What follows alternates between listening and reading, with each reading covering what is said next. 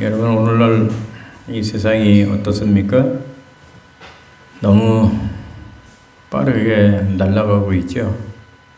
세상이 너무 빠른 변화와 경쟁 속에서, 그러다 보니까 사람들 간의 갈등이 끊이지가 않습니다.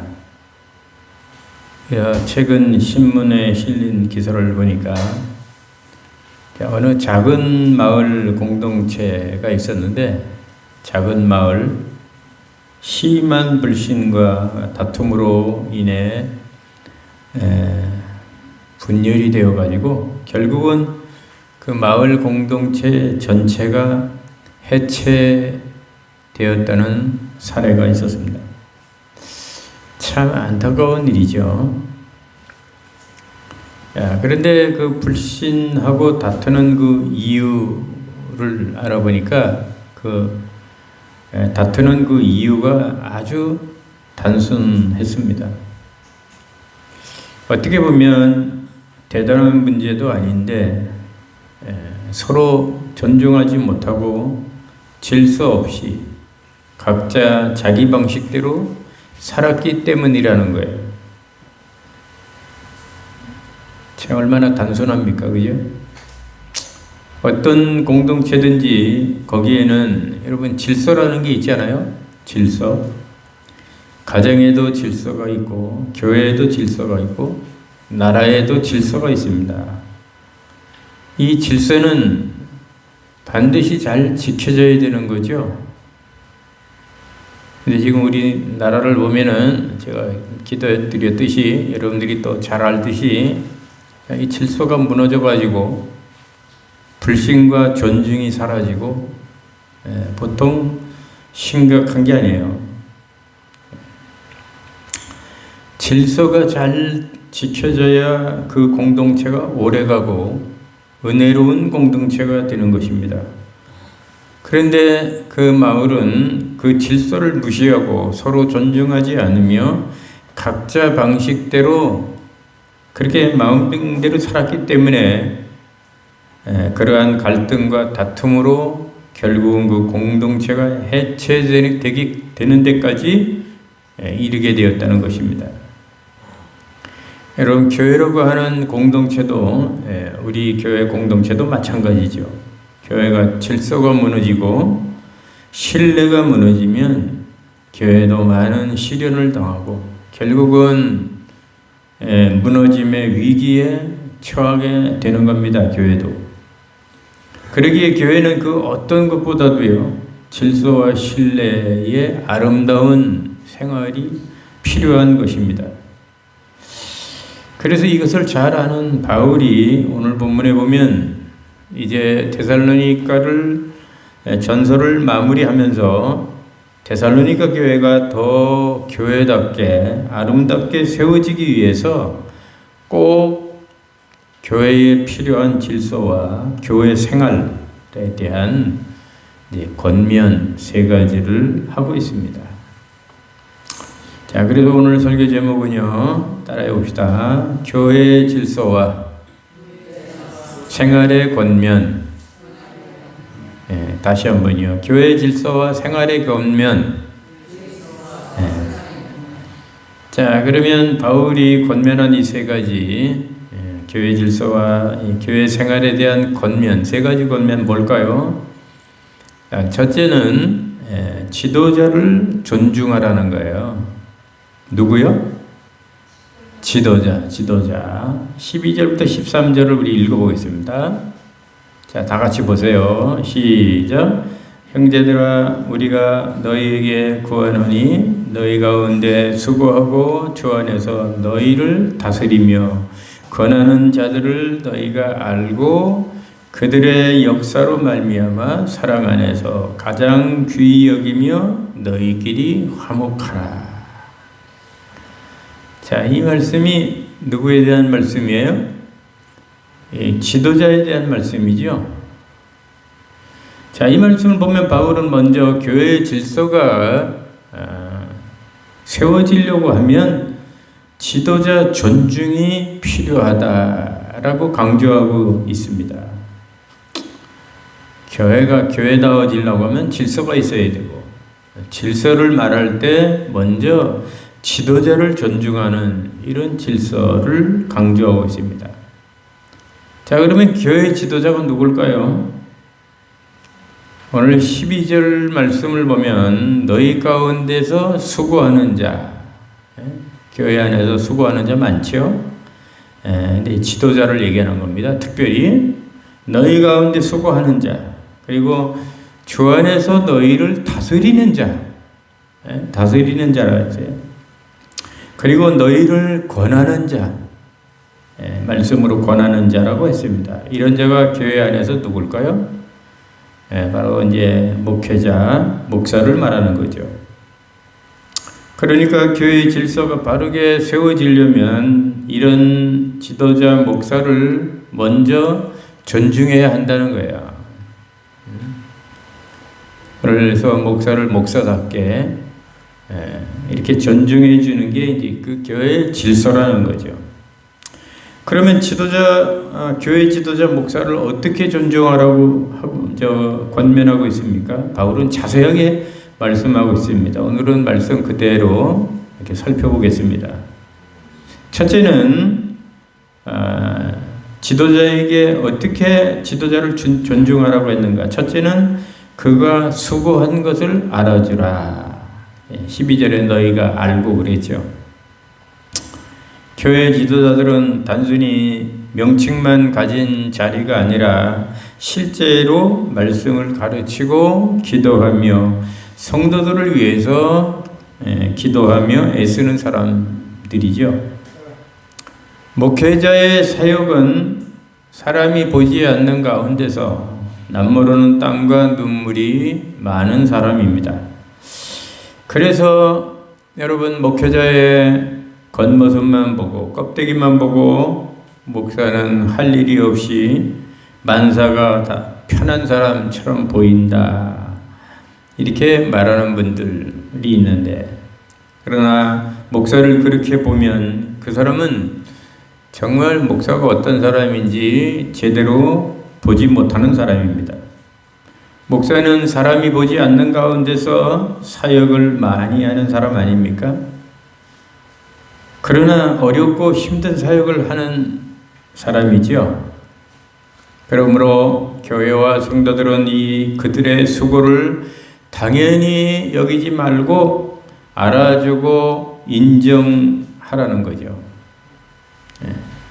이것이 바울의 권면입니다. 둘째, 지도자에 대한 바울의 두 번째 권면은요, 주 안에서 다스림을 인정하라 그래서요.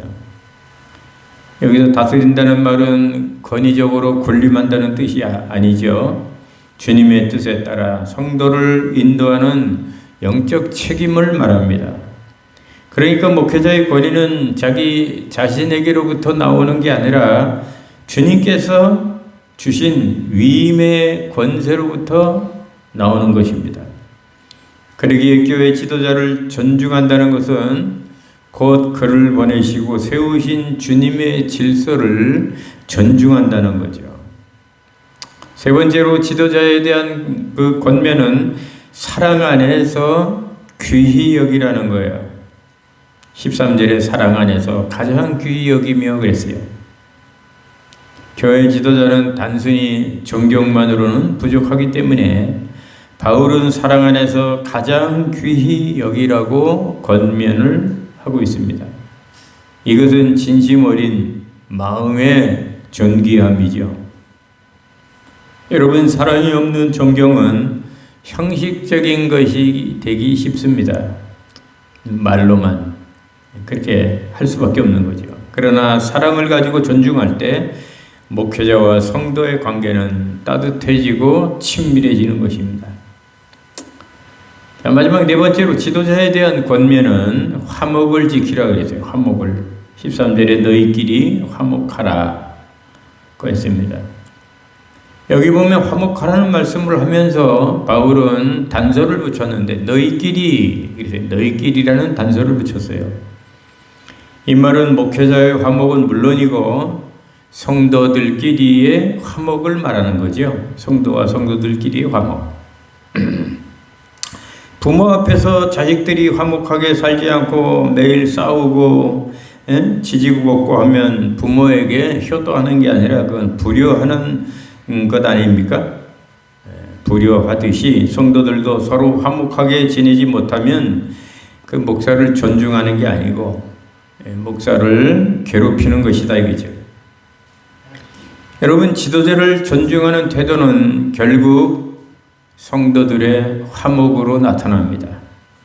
그러나 지도자를 인정하지 않으면 불평과 분열이 생기고 공동체는 금세 흔들려 버리고 말죠. 그래서 교회의 목회자를 귀히 여기며 성도끼리 서로 사랑할 때 교회는 평안 속에서 건강한 교회로 세워진다 이거죠. 여러분, 오늘날 세상은 권위에 대한 불신이 어떻습니까? 권위에 대한 불신이 매우 아주 강하죠. 그래서 정치 지도자, 사회 지도자, 심지어 교회 목회자까지 쉽게 비판을 합니다. 하지만 오늘 성경은 뭐라고 말합니까? 그들의 역사로 말미암아 사랑 안에서 가장 귀히 여기라. 교회 지도자를 사랑 안에서, 예수님의 사랑 안에서 가장 귀하게 여기라. 이렇게 바울은 권면하고 있습니다. 왜냐하면 이것이 교회의 질서를 세우는 첫걸음이기 때문이라는 거죠. 자, 이렇게 첫 번째 권면은 교회 지도자를 존중하라는 것이에요. 존중하라는 것입니다. 두 번째 권면은 뭡니까? 성도 간에 서로 돌보라는 것이에요. 14절을 봅니다. 14절 읽습니다. 시작. 또 형제들아, 너희에게 너희를 권면하노니 게으른 자들을 권계하며 마음이 약한 자들을 격려하고 힘이 없는 자들을 붙들어주며 모든 사람에게 오래 참으라. 이 말씀을 보면 바울은 지도자, 목사 지도자 다음으로 성도들 간의 상호 돌봄을 권면하고 있는 거죠. 자, 그러면 성도들을 어떻게 서로 돌보라는 겁니까? 첫째는 게으른 자를 권계하라 했어요. 게으른 자를 권계하라. 권계하라는 말은 권면하라는 거죠. 여러분, 교회 안에는 신앙생활에 열심을 잃고 무기력한 자들이 있습니다. 신앙생활에 열심을 잃어버리고, 당시 데살로니가 교회 안에도 주님이 곧 오신다라는 말만 믿고 일을 하지 않고 삶의 책임을 회피하는 자들이 많이 있었잖아요. 바울은 그런 자들을 권계하라, 곧 바로잡고 권면하라는 거죠. 신앙생활은 어떤 경우에도 게으르고 나태하면 안 됩니다. 쉼을, 방학이라는 게 있을 수가 없죠. 방학도. 신앙생활은 게으름이 아니라 항상 말씀과 기도로 깨어서 열심을 내야 하는 거예요. 신앙생활은. 두 번째, 성도들에 대한 권면은 마음이 약한 자들을 위로하라는 거예요. 여기 보면 마음이 약한 자들을 격려하고 그러죠. 격려는 위로를 말합니다. 여러분, 우리가 인생을 살다 보면 사람인지라 낙심할 때가 있잖아요. 절망하고 낙심할 때가 있습니다. 사람이다 보니까. 질병 문제, 또 가정 문제, 또 경제 문제, 뭐 이런 여러 가지 문제로 마음이 약해질 때가 있습니다. 그때는 교회가 위로의 공동체가 되어야 한다는 거죠. 여기 위로하라는 말은 단순히 입으로만 힘내세요, 화이팅, 힘내세요 이런 말이 아니라 기도와 사랑으로 함께 짐을 져주는 그런 위로를 하라는 그런 말씀이죠. 그러므로 교회는 서로 돌아보아 우리 성도들 중에 이렇게 어려움으로 마음이 약한 자들이 있는가 살펴보고 그런 자들을 구제함으로 위로해야 한다는 겁니다. 세 번째로 성도들에 대한 권면은 힘이 없는 자들을 붙들어 주라는 거예요. 또 오늘 본문에 보면 힘이 없는 자들을 붙들어 주며라고 했습니다. 힘이 없는 자들은 믿음이 연약하거나 삶의 무게에 눌린 그런 성도들을 말하죠. 그들을 붙들어 준다는 것도 말로만이 아니라 실질적인 도움과 지지를 의미합니다. 너무 힘들어가지고 육체적으로 힘들고 또 정신적으로 힘들고, 자, 이런 자들의 문제에 대해서 초대교회는 어떻게 했습니까? 초대교회는 이런 자들에 대해서 재산을 나누고 가난한 자들을 돌봤잖아요. 이 때문에 우리 교회도 이런 자들이 있으면 우리가 도와주고 격려하고 위로하고 붙들어줘야 된다는 겁니다. 네 번째로 성도에 대한 권면은 모든 사람에게 오래 참으라는 겁니다. 모든 성도, 모든 사람에게 오래 참으라고 했습니다. 여러분, 교회는 알다시피 다양한 배경과 성격을 가진 사람들이 모인 곳이잖아요. 뭐 이런 사람 저런 사람, 많이 배운 사람, 못 배운 사람, 또 나이가 많은 사람, 나이가 어린 사람, 다양한 사람들이 모인 데가 이 교회예요. 그러다 보니까 이 문화가 충돌이 되고 세대 간에 서로 이해가 되지 않을 때도 참 많습니다. 하지만 그럴 때 우리가 필요한 게 뭘까요? 서로 통하지가 않고 이해가 되지 않을 때 우리가 그때 필요한 것은 바로 오래 참음입니다. 오래 참음. 여기 오래 참음은 단순한 인내가 아니라 사랑으로 견디며 오래 기다려주는 그런 마음입니다. 바로 우리 주님과 같은 마음이죠. 주님은 우리가 부족해도 야단치고 책망하고 벌을 주고 심판하고 그러시는 분이 아니라 우리가 잘못하고 부족해도 참아주고 잠잠하게 오래 참고 기다려주시는 분입니다. 그게 바로 주님이잖아요. 그 주님과 같은 마음을 가지고 우리도 그렇게 참아주고 기다려줘야 돼. 그런데 현재 보통 우리는 어떻습니까? 조그만 일에도 참지를 못하죠. 조급하며 기다려줄 줄을 모릅니다. 제 부족한 목회 경험을 봐도 오래 참고 기다려주면 웬만한 사람들 변화가 되더라고요. 제 목회 경험을 봐도 그래요. 그래서 저는 가능하면 오래 참으려고 합니다. 여러분, 이렇게 성도 간의 돌봄은 교회를 가족되게 만듭니다.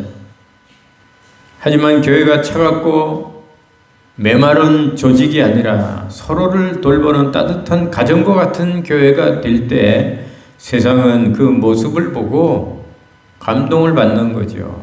야, 역시 교회는 다르구나. 야, 교회도 가족 같으네. 그렇게 되면 많은 사람들이, 세상 사람들이 감동을 받고 교회를 오게 될 것입니다. 자, 이게 두 번째 권면이고요. 그럼 바울의 세 번째 권면은 뭘까요? 세 번째 권면은 모든 이에게 선으로 행하라는 거예요. 자, 15절 보겠습니다. 15절 시작. 삼가 누가 누구에게든지 악으로 악을 갚지 말게 하고 서로 대하든지 모든 사람을 대하든지 항상 선을 따르라. 바울은 마지막으로 공동체의 시선을 교회 밖에까지 확장을 해서 권면을 하고 있지 않습니까? 첫째는 악을 악으로 갚지 말라는 거예요. 세상 사람들은 싸움이 일어날 때 그들의 방식은 어떻습니까? 세상 사람들의 방식은 싸움이 일어날 때 보복이죠. 보복과 맞대응입니다. 이 지금 이재명 정권도 이 보복을 안 한다고 그래 놓고는 보복 정치를 하고 있어요. 누가 봐도 다 보복 정치죠. 저는 이렇게 말과 행동이 일치가 안 되는 사람, 약속을 안 지키는 사람, 제일 싫어요. 제일 싫습니다. 아주 용납이 안 돼요. 근데 세상 사람들은 싸움이 일어날 때 그들의 방식은 항상 보복과 맞대응입니다. 그래서 상대방이 악으로 나오면 똑같이 악으로 맞서고, 그러는 게 이제 세상 사람들의 이 방식이죠. 그러나 이거는 여러분 세상 사람들의 기준입니다. 세상 사람들이 이렇게 한다고 해서 우리 믿는 사람들까지 이렇게 하면은 그건 잘못된 거죠. 성숙하지 못한 사람입니다. 그러나 성경은 어떻게 가르칩니까? 여러분들이 알다시피 악을 악으로 갚지 말라고 가르치잖아요. 예수님도 뭐라고 했습니까? 원수를 사랑하라 했어요. 원수를 어떻게 사랑할 수 있습니까?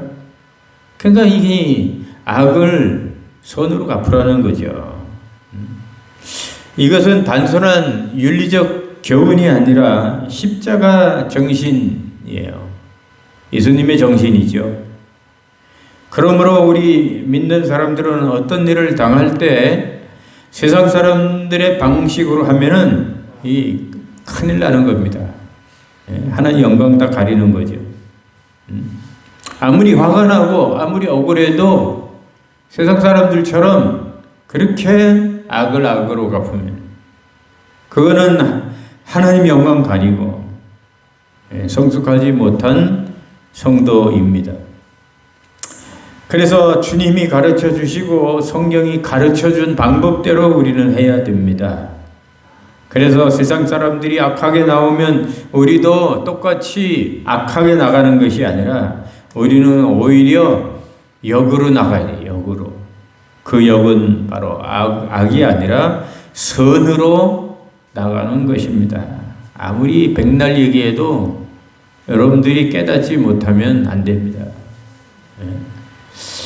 예수님이 우리 죄를 아무 조건 없이 용서해 주셨듯이 우리도 보복하지 않고 용서하는 것입니다. 이것이 바로 예수님의 정신, 십자가의 정신이죠.